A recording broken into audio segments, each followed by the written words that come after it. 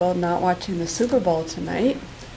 Yes. Oh, you're so. Oh, yes. So. Yes. And do we have a show for you to reward you? That's right. Yeah. Yeah. Actually, I heard an alarming statistic.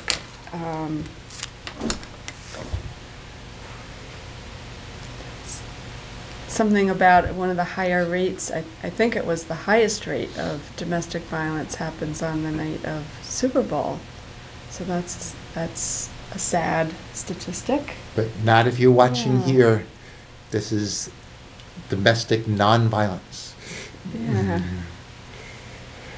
Yeah, we actually saw a play last night at BU. And they had a series of several plays, and in it, a lot of them it was on perspectives, points of view, and it had to do with the playwright's versions of love, actually, I think. And so we decided that people needed tools for love. So we are starting a 9-year series. You're watching the first installment, Tools for Love. Not that we know, we're learning with you, but we can let you know about, or share with you and each other even, reviewing. Review. And Yes, what of some of the tools. reflect. Reflecting even, yes, Yeah. good, reflecting So, on ways to help love be a little bit better. yeah, actually it was really sad in the play. In the relationship, it was so, they had such ineffective coping, and they were dealing with some major issues, actually. Theater does do that, yes. Yeah, yeah.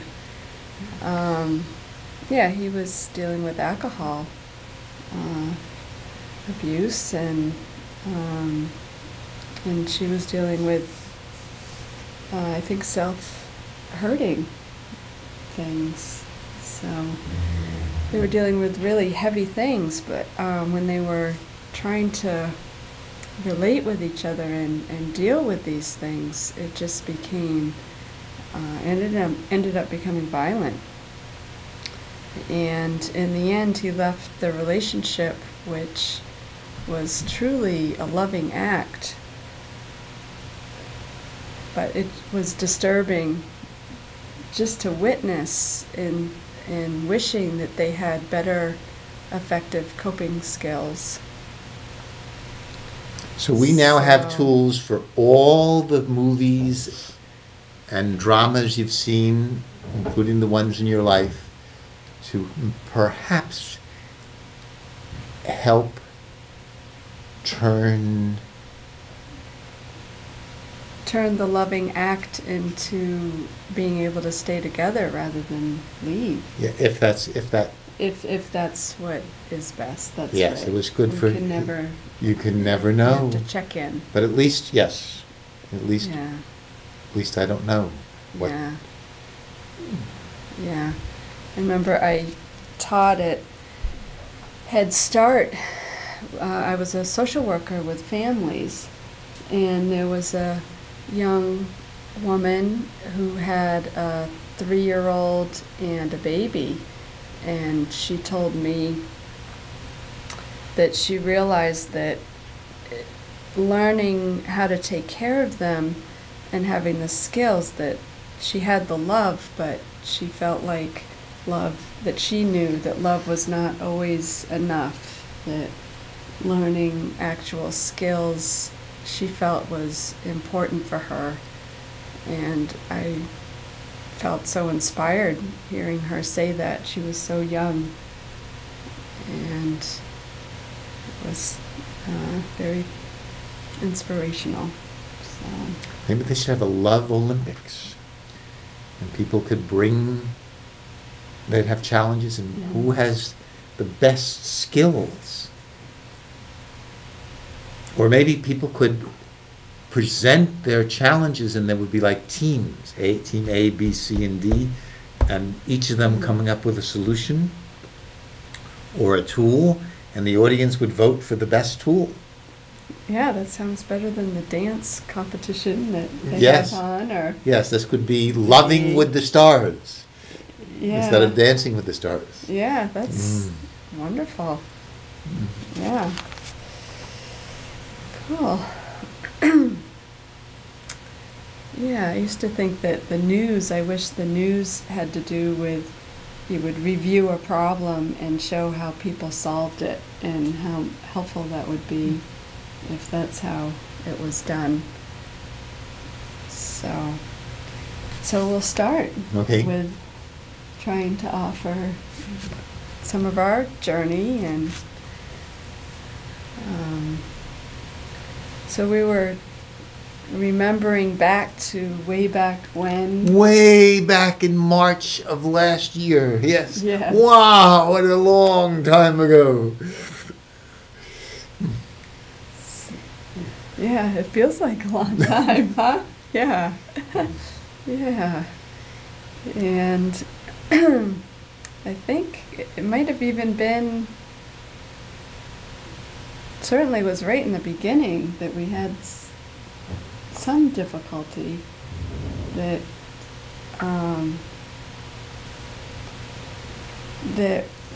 let's see, I remember you were upset about something, and I honestly can't remember what that was. I'm sure it didn't have to do with me. No, it was my. I I remember having trouble with you saying "you know" so many times. Yeah.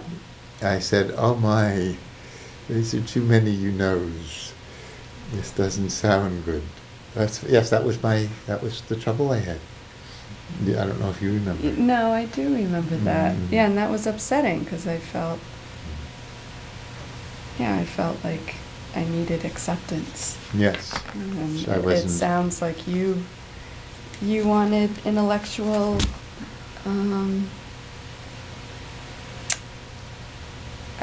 what would it be? Genuineness and intellectual competence? I maybe? think. So the unassuredness was upsetting, or not upsetting, it was unappealing. He was unappealing. I think more I was, Yeah. but not.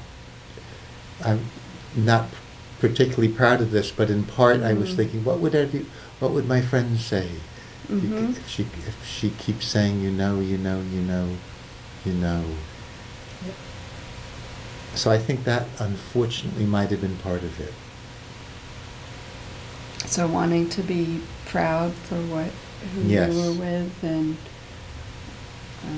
wanting your friends to like me. You see, she takes what my base reasons and makes them sound okay. See, that's a tool. Look at this is a non-violent communication tool. You take what someone says and you see what they need and say it in a way that it sounds okay. Yeah. Right? You Yeah. just did this. Yeah, Yes. no, that's really true. And try to really understand what possibly the other person might be experiencing from their point of view. And from their needs, really. Yeah. And to see that their needs are human needs, craven as I was.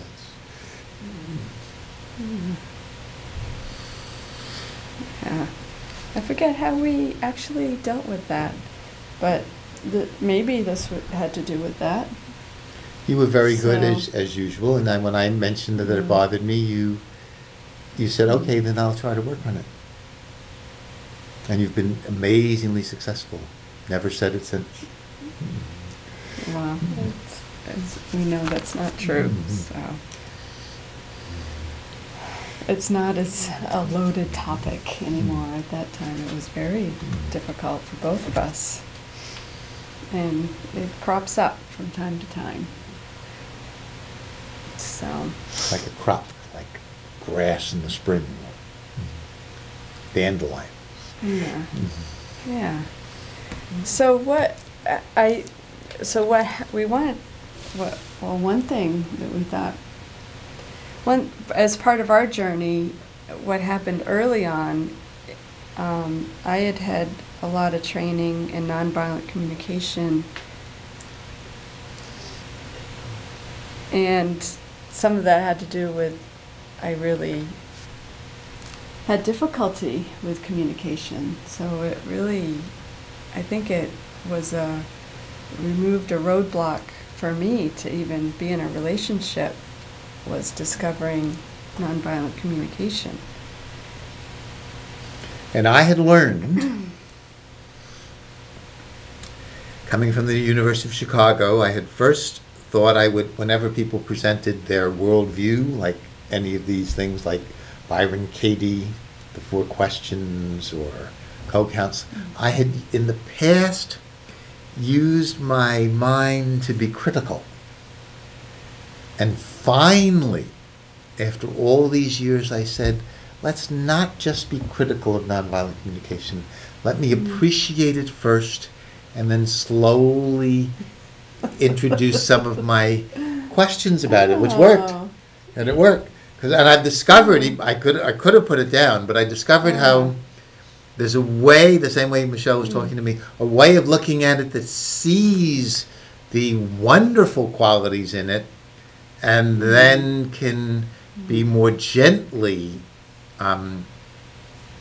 helping the qualities that aren't so wonderful to work.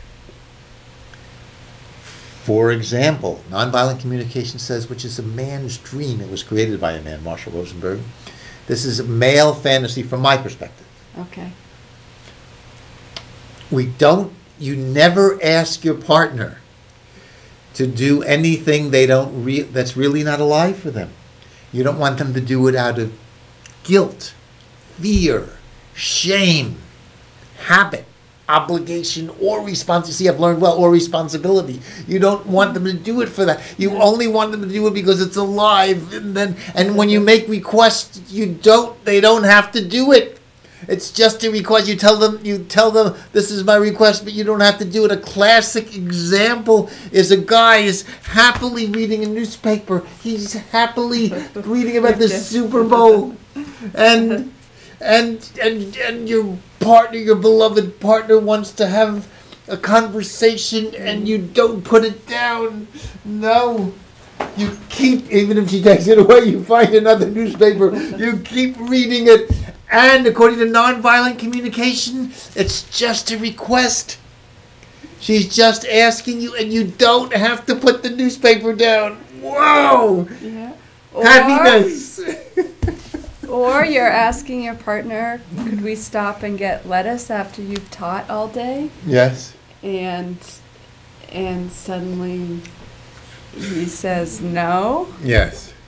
And after I taught all day, 6-hour class. And was sick the night before. Sick the night before, 101 temperature, recovering from a hernia operation. And this very beautiful, kind, nonviolent communication person gets very upset. And why? Because I had been doing a lot through this hernia operation and felt like it wasn't a lot to ask at the time. However, being true to the nonviolent communication form,